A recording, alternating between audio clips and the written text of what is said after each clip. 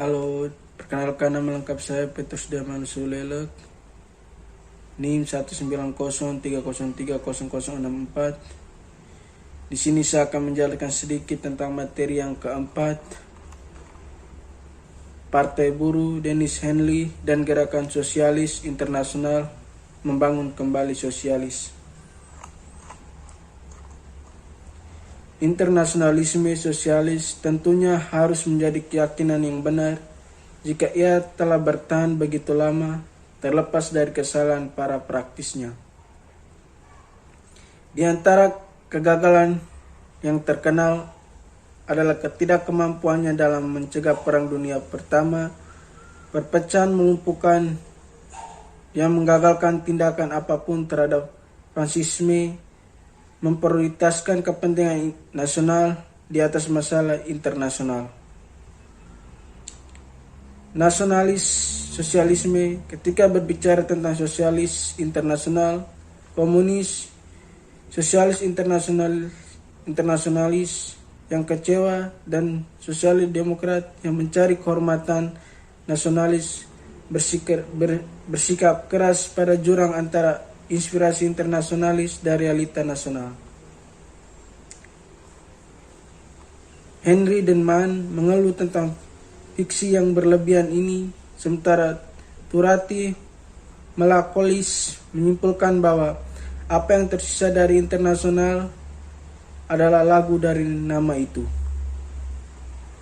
Seperti yang sering terjadi, sarjanawan politik meminjam konsep dan kerangka kerja politis kontemporer sebagai alat heuristik seperti yang terlihat dalam sejarah lama sosialis internasional oleh Braunthal, sekretaris pertama Sosialis Internasional.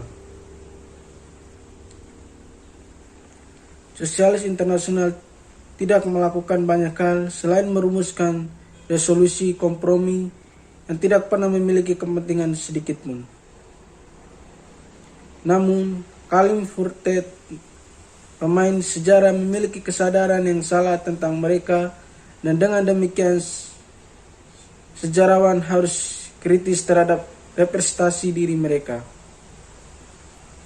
Pengetahuan baru tentang sosialis internasional tidak hanya membutuhkan lebih banyak data dari arsip dan publikasi, tetapi kerangka kerja yang kaya secara teoritis untuk menganalisis data ini, mengajukan pertanyaan baru, menguji hipotesis baru. Inilah yang dilakukan Goldman Devine dalam sejarah paling penting dari sosialis internasional, menggambarkan bagaimana lembaga itu benar-benar bekerja dan bagaimana mata rantai yang lemah dari organisasi tersebut mempengaruhi partisipasi nasional.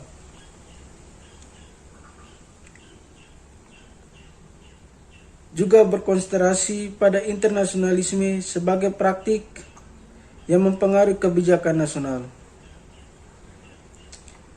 Dalam pendekatan mereka untuk mempelajari internasionalisme, pertanyaan bukanlah mengapa internasionalisme gagal, melainkan mengapa itu ada. Karena keunggulannya tidak terbukti dengan sendirinya. Buku ini mengadopsi pendekatan serupa untuk menjelaskan fungsi sebenarnya dari internasionalisme sosialis, mengapa ia bertahan begitu lama, manfaat dan bahaya yang ditanggungnya, dan bagaimana pengaruhnya terhadap kehidupan partai-partai nasional. Ini menggambarkan bagaimana Partai Buruh Inggris mengambil alih kepemimpinan gerakan sosialis Eropa dan membangun kembali sosialis internasional dari awal, dari konferensi pasca Perang Pertama di Carlton pada tahun 1946 hingga kelahiran kembali diresmikan pada tahun 1951 di Kongres Frankfurt. Transformasi radikal bagi Eropa dan beberapa dekade. Pendekatan baru yang dimungkinkan oleh perkembangan historiografi yang lebih luas yang telah membuat alat konseptual baru tersedia dan memberikan pertanyaan baru yang relevan. Pendekatan baru ini kemungkinan dikemukakan oleh perkembangan historiografi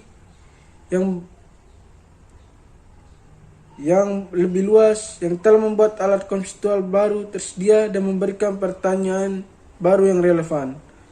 Pertumbuhan sejarah global transisional menantang negara bangsa sebagai kerangka eksklusif dan menggarisbawahi konsekuensi internasional dan aktor non-negara. Yang sangat signifikan adalah kontribusi Wolfram Kaiser dan Michael Gelder. Kongres kasih gagasan Milward tentang integrasi Eropa sebagai produk tawar-menawar antara pemerintah nasional.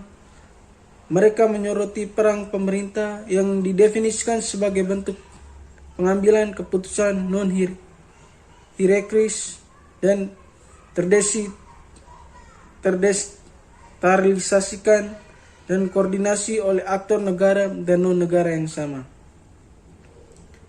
Tata kelola Eropa terjadi tingkat lokal, regional, nasional, dan transisional ketika jaringan formal dan informal para politis, pakar, dan kelompok kepentingan bersaingan untuk memajukan tujuan dan kepentingan mereka.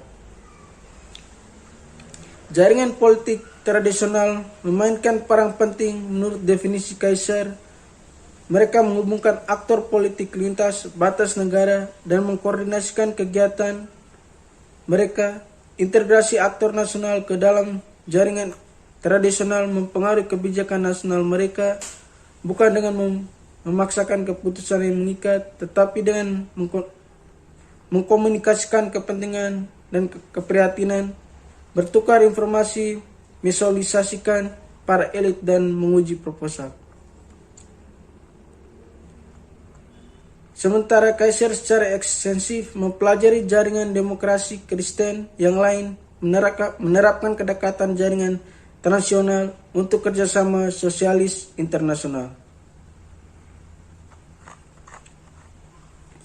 Internasional berfokus dari sebagian besar kerjasama sosialis internasional dari kematian internasional lama hingga kelahiran kembali formal yang baru.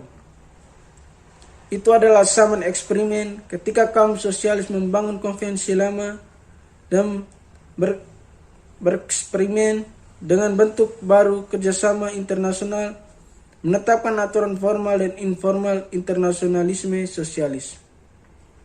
Sepanjang periode ini kepemimpinan ada pemilik Partai Buruh Inggris paling sering mengambil inisiatif untuk bereksperimen dengan cara-cara baru dan selalu menolak inisiatif orang lain untuk kembali ke cara lama.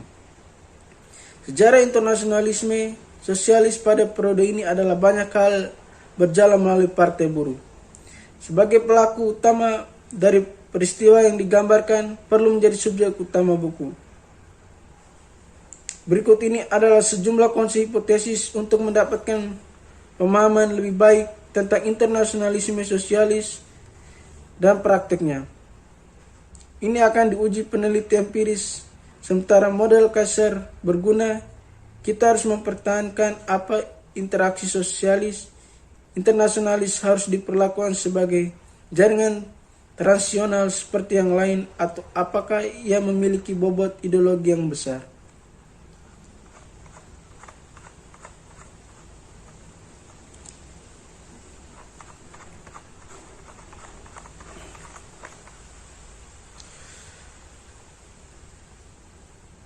Bagaimana Partai Buruh Inggris menjadi dominan? Bagaimana sosialis di London masa perang melestarikan komunitas sosialis dan bereksperimen dengan aturan praktik baru yang menjadi presiden sebagai sosialis internasional sebagai perang. Bab 3 menjelaskan institusi dan orang-orang terlibat dalam hubungan antara partai dan peran serta partai buruh dan gerakan sosialis internasional. Ini menggambarkan orang-orang yang melakukan kontak internasional Partai Buruh dan strategi mereka, bagaimana Partai Buruh menjadi model bagi partai-partai sosialis lainnya, dan persamaan dan perbedaan dengan partai-partai tersebut.